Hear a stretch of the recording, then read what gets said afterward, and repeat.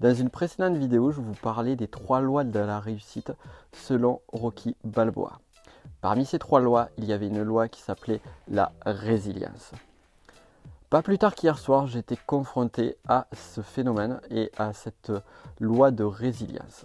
Alors, dans cette vidéo, je vais vous expliquer ce qu'il y a à savoir et comment faire preuve de résilience, même lorsque vous êtes confronté à des difficultés que vous n'avez pas anticipées. Alors oui, comme vous pouvez le remarquer, cette vidéo démarre dans un garage. Pourquoi? Parce que lorsqu'on parle de résilience, lorsqu'on est confronté à ces phénomènes-là, eh bien on se retrouve dans un lieu assez lugubre dans lequel on aimerait ne pas être.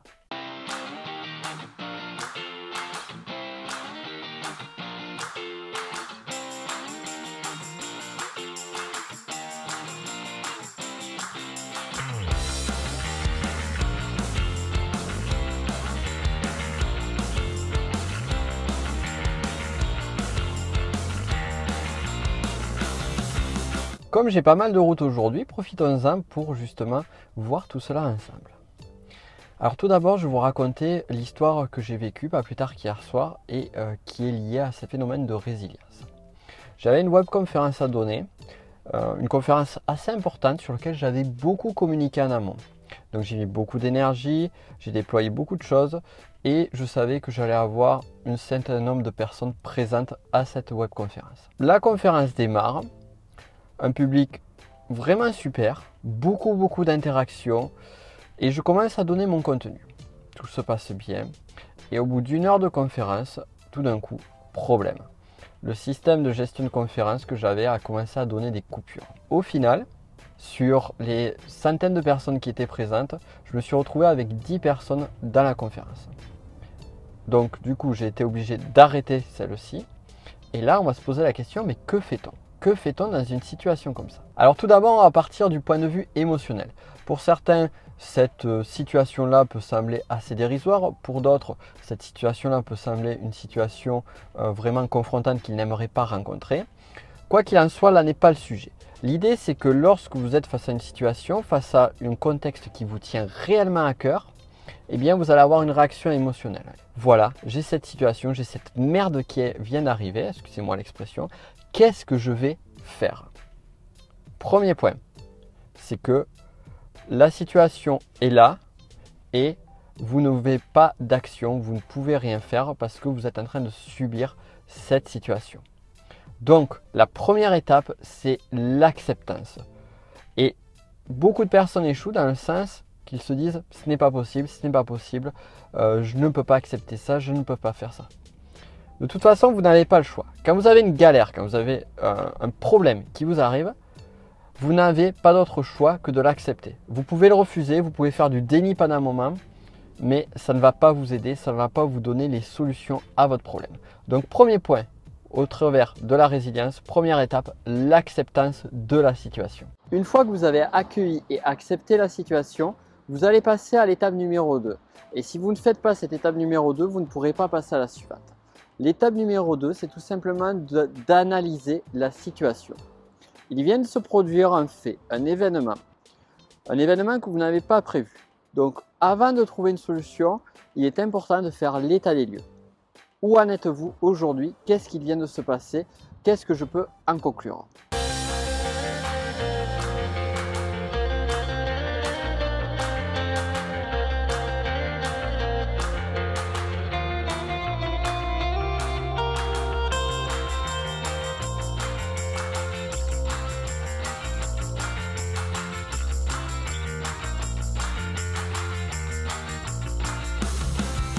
Troisième étape, la stratégie.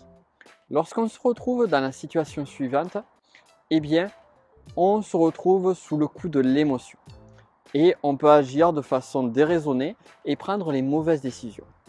Ici, à l'étape 2, vous avez pris en considération la situation présente. Donc maintenant, ce que vous allez faire, c'est toujours garder votre objectif en tête. Quel est l'objectif en tête et quels sont les différents scénarios, les différents plans possibles que vous pouvez mettre en place maintenant que vous avez accueilli cette nouvelle situation pour atteindre de nouveau cet objectif-là. Plan numéro 1, plan numéro 2, plan numéro 3. Stratégie. Et parmi ces plans-là, vous décidez lequel est bon pour vous. Et enfin, quatrième et dernière étape, l'action. passez à l'action.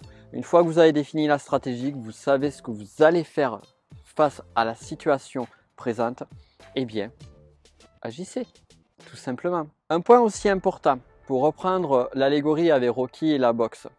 Lorsque vous faites face à une difficulté, lorsque vous faites face à une épreuve, vous prenez un coup. Donc ce coup va vous sonner. Comme tous les boxeurs, vous allez être sonné et peut-être que vous allez aller au tapis. Ce qui est important, c'est de se relever avant le compte de 10. Et là ici, pour faire en sorte de prolonger la parabole dans cette idée de résilience, la résilience c'est aussi cette capacité à pouvoir se relever rapidement. Donc encaissez le coup, prenez le temps d'encaisser le coup, c'est très important, mais ne prenez pas trop de temps à vous relever. Car le temps est votre allié, mais si vous attendez trop longtemps, le temps va jouer contre vous. Donc prenez en charge tout ça et c'est comme ça que vous aurez des résultats. Voyons si vous avez suivi. Ce que je vous invite à faire, c'est dites-moi en commentaire, résumez-moi les 4 étapes que je viens de vous donner pour faire preuve de résilience et pour mieux les assimiler. Pensez également à faire ceci, c'est-à-dire à mettre un gros pouce bleu juste en dessous de la vidéo. Abonnez-vous à cette chaîne si ce n'est pas encore fait. Si vous voulez plus de conseils sur la résilience, si vous avez besoin que je vous aide dans votre activité, dans votre business pour avoir de meilleurs résultats, eh bien vous pouvez faire appel à mes coachings. Vous retrouverez l'info par là.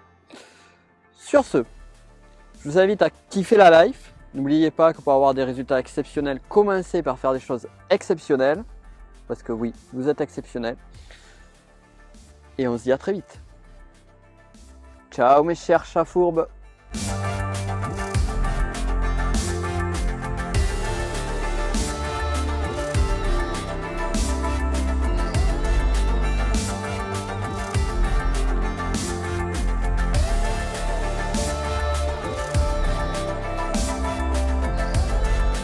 On pourrait également rajouter une 5e étape.